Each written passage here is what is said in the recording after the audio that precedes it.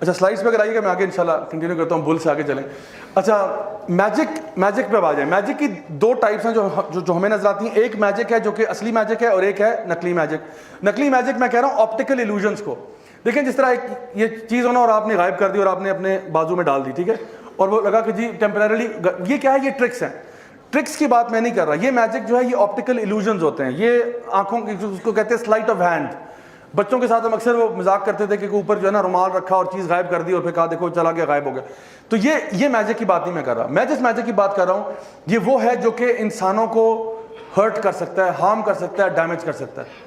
اور اس میجک کی دلیل جو ہے وہ آپ کو قرآن مجید سے ملے گی. سب سے پہلے جو سورہ البقرہ میں اللہ سبحانہ تعالیٰ فرما رہے ہیں کہ وَاتَّبِعُوا مَا تَتْلُو الشَّيَاطِينُ عَلَىٰ مُلْكِ سُلَيْمَانَ وَمَا كَفَرَ سُلَيْمَانُ. اللہ تعالیٰ فرما رہے ہیں کہ وہ سیدنا سلیمان کے زمانے میں جو شیاطین نے میجک پھیلایا, جو ہاروت ماروت سے سیکھا تھا, یعنی باقاعدہ بات ہو رہی ہے کہ لوگوں کو میجک سکھایا گیا. کیوں؟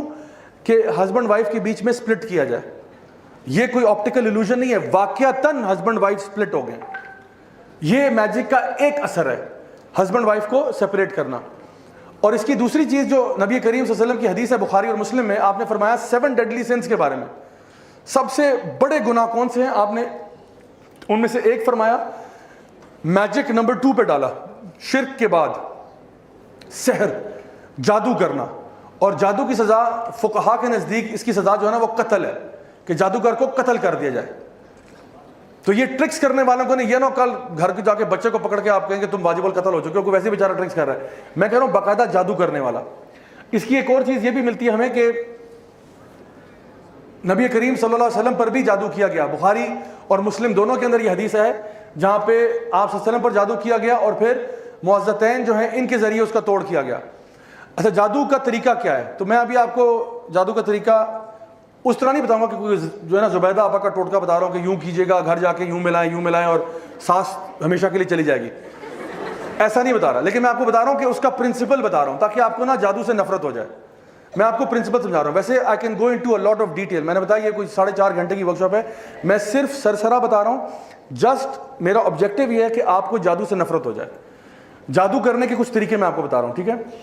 کچھ طریقوں میں یہ ہے کہ آپ اس کے لیے بنیادی طور پہ 2 کام کرنے پڑتے ہیں. جو جادوگر ہوتا ہے نا اس کو 2 کام کرنے پڑتے ہیں. نمبر 1 اس کو اپنے آپ کو ذلیل کرنا پڑتا ہے. جادوگر انسان ہی ہے نا, اس کو اپنے آپ کو ذلیل کرنا پڑتا ہے. کیوں؟ کیونکہ اللہ نے فرمایا تھا کہ لقد کرمنا بنی آدم, ہم نے بنی آدم کا اکرام کیا. اب شیطان چاہتا ہے کہ بنی آدم اپنے آپ کو ذلیل کرے, کیونکہ ابلیس نے کیا کہا تھا انا خیر منہ, میں سے بہتر ہوں, تو تم اب ذلیل کرو اپنے آپ کو. تو ابلیس شیطان آپ کو ذلیل کروائے گا. ذلیل کیسے کرائے گا ابھی بتاتا ہوں. دوسری چیز آپ جو ایز اے جادوگر جو کرنا ہوگا آپ کو اللہ تعالیٰ کے دین کی توہین کرنی ہوگی. 2 کام کرنے ہوں گے. اپنے آپ کو ذلیل کرو, اللہ کے دین کی توہین کرو. تمہاری توہین سے ویسے ہوتا کچھ بھی نہیں ہے, یعنی اللہ کا دین ایسے نہیں کہ تمہاری پھوکوں سے بجھ جائے گا, لیکن کوشش کرتے ہیں وہ اللہ تعالیٰ کے دین کی بے حرمتی کرنے کی. ایک مثال سے بات سمجھ میں آ جائے گی. سعودیہ میں ایک ادارہ ہے امر بالمعروف و نہی عن المنکر کا. وہ نیکی کا حکم دیتے ہیں, برائی سے روکتے ہیں, خاص طور پہ جادوگروں کو بھی پکڑتے ہیں.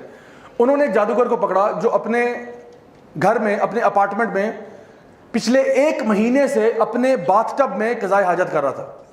باتھ ٹب کے اندر بلاک لگا کے اس میں جو ہے نا قضائے حاجت کر رہا ہے. نمبر 1 نمبر 2 دونوں اسی میں. اور جب وہ پکڑا گیا تو وہ 1 مہینے کے بعد جو کچھ گند اکٹھا ہوا تھا اس میں برہنہ حالت میں, ننگی حالت میں لیٹا ہوا تھا اور قرآن کی آیات کی تلاوت کر رہا تھا. اس ایک عمل سے 2 کام ہو رہے ہیں. اپنے آپ کو وہ ذلیل کر رہا ہے فلتھ میں ڈال کے, انسان ہے نا نجاست میں لیٹا ہوا ہے. لقد کرمنا بنی آدم لقد خلقنا الانسان فی احسن تقویم ثم رددناه اسفل سافلین. اور دوسرا کیا کر رہا ہے, اللہ تعالیٰ کی دین کی بے حرمتی کرنے کی کوشش کر رہا ہے.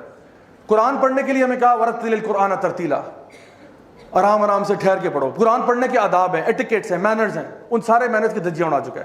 یہ لوگ قرآن کے ورقے معاذ اللہ اپنے جوتوں میں لے کے پھرتے ہیں. یہ ایک خاص قسم کا جادو ہے. یہ بچوں کے ساتھ زیادتی کرتے ہیں, جنسی زیادتی کرتے ہیں. یہ بھی ایک خاص قسم کے جادو کا طریقہ ہے. یہ غیر اللہ کے نام پہ ذبیحے کرتے ہیں جانوروں کو, اور یہ خاص طور پہ اس قسم کے ذبیحے کر کے, یعنی ہو سکتا ہے آپ کے سامنے وہ کہے کہ بسم اللہ اللہ اکبر, اور یہ جو بیچ میں سے نام لیا اب یہ اللہ کے علاوہ کسی کا نام لے گیا, اللہ کے ساتھ کسی کو شریک کر دیا اس نے. اب یہ حرام چیز خود بھی کھائے گا, آپ کو بھی کھلائے گا. یہ مختلف قسم یہ قرآن کے پیجز کو اللہ معاف کرے ٹوائلٹ پیپر کی طرح استعمال کرتے ہیں. اور ایسے میرے پاس ویڈیوز ابھی اس کمپیوٹر میں پڑے ہوئے ہیں جس میں سے لوگوں نے, یہ جو ادارہ ہے اس نے لوگوں کے ٹوائلٹ میں سے قرآن نکالے, گٹر میں سے قرآن نکالے. فلتھیسٹ لوگ ہوتے ہیں یہ, فلتھیسٹ. اسی لیے شرک کے بعد دوسرے نمبر پہ کبیرہ گناہ میں جادو کو ڈالا ہے. کیونکہ جو جادوگر ہے نا, دیکھیں ایک بندہ چور ہے, ایک بندہ گناہگار ہے کسی قسم کا, وہ کہہ سکتا ہے جی سوری مجھ سے غلطی سے ہو گیا, لیکن جادوگر کبھی نہیں کہہ سکتا مجھ سے غلطی سے ہوا ہے, اس کو بہت اچھی طرح پتا ہے اس نے کیا کیا. یہ لوگ کسی یعنی حرام ریلیشن شپ کے بعد, ہم جنس پرستی کرنے کے بعد, اس گندی غلاظت کی حالت میں بغیر غسل وضو کیے پہلی صف میں جا کے نماز پڑھنا شروع کر دیں گے. کر لو جو کرنا ہے, کر لو جو کرنا ہے. ایک تو غلاظت بھی کر رہے ہیں, اوپر سے کیا کر رہے ہیں, چوری اور سینہ زوری کر رہے ہیں. تو یہ میں بتا رہا ہوں کہ جادو کے طریقے جو ہیں نا وہ سارے اس طرح کے گھٹیا ہیں. اگر وہ انسان اپنے آپ کو جتنا پاکیزہ دکھا دے, خدا کی قسم اس کے ظاہر پہ نہ جانا, ظاہر پہ نہ جانا, اندر سے گھٹیا ترین, دنیا کے پوری کائنات کے سب سے گھٹیا ترین لوگ ہوتے ہیں. اسی لیے ان کے اوپر یعنی یہ کہا گیا کہ جادوگر کو ختم کر دو, قتل کر دیا جائے اس کو.